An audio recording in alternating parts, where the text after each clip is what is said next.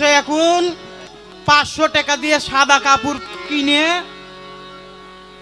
মুড়ি ধুয়ে 6 মাস হয় না 500 টাকা দিয়ে কাপড় কিনে সাজিছে হলো গুরু। আর গুরু সাইজে এরকম আসন নিয়ে 1000-1200 টাকা দিয়ে তানিয়াক নিয়ে এসে ডিজে গান দিয়েছে এই জাউরা গুলা এই বাংলাদেশের এই বাউল গানের মান সম্মান ইজ্জত নষ্ট করেছে। এই জাউরা গুলার লাগে আজকে নুরা পাগলার লাশ পুড়লো আর হাজার হাজার 100টার উপর মাজার ভাঙচুর হইলো এই বিজাতির জাতের জন্য।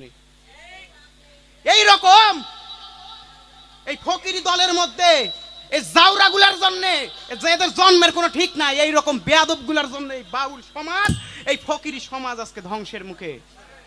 এই মৌলবী মুন্সি জঙ্গিবাদ এরা এখন আঙুল উঁচা করে কথা কয় এই সুফিবাদের দিকে। এই সুফিবাদ এমন একটা জিনিস আজকেও যার প্রমাণ আমি পাইলাম। আমি মুন্না সরকার বাক্য ছেড়েছি, আমি উত্তরবঙ্গে গান গাবো না কিন্তু ইউটিউবার ভাই আপনাকে অনুরোধ যে বিশৃঙ্খলার যে বিয়াদবিটা আমার সাথে হয়েছে এটা যেন না ধরা হয়, ছাড়েন না। আর আপনাদেরকে হাত জোর করে বলি আমাকে যদি পরিবেশ দিতে পারেন তাহলে গানে ডাকবেন, না হলে আমাকে গানে ডাকবেন না। থাক এখন কথা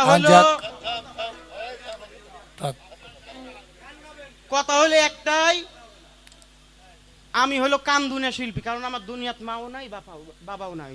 আমার যখন 6 বছর বয়স তখন তারা মারা গেছে। তাহলে সেই মা বাবার ইশকের মোহাব্বতে এখানে জামাত মন্ডল বসা আছে, গনি মন্ডল, তিনি বারবার আমাকে নিয়ে আসে। কেন নিয়ে আসে জানেন?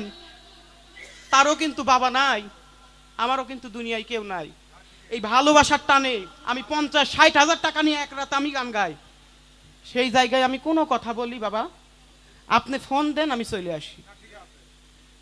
আর এখন আইসে আমার সাথে যদি এইরকম করা হয় তাহলে আমি কি বলবো? আমি কি ওই আর যাব না বাগুন তুলিতে ধৈর্য নিয়ে ভৈরে দিল শরম লাগে বলিতে এই গানকে আমি গাইতে পারবো?